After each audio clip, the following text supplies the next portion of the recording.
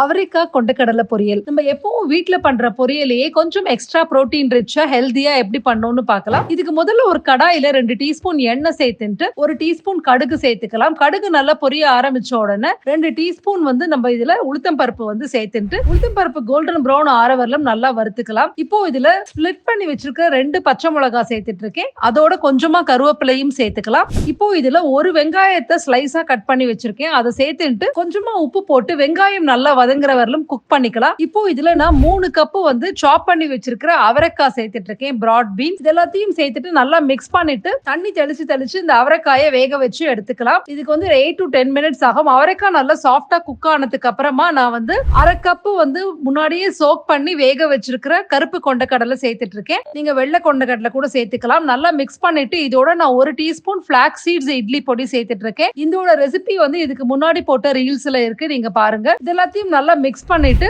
1/4 cup துருவின தேங்காய் போட்டுட்டு நல்லா மிக்ஸ் பண்ணிட்டு அடுப்பை ஆஃப் பண்ணிடுங்க. சூப்பரான அவரைக்காய் சன்னா பொரியல் நம்மளுக்கு ரெடி. இதுக்கு அவரைக்காய்க்கு பதிலாக வேற என்ன காயெல்லாம் யூஸ் பண்ணலாம் அண்ட் அதர் வேரியேஷன்ஸ் எல்லாம் கீழே டிஸ்கிரிப்ஷன் பாக்ஸ்ல டீடைல்டா கொடுத்திருக்கேன், பாருங்க. Thank you so much for watching this video.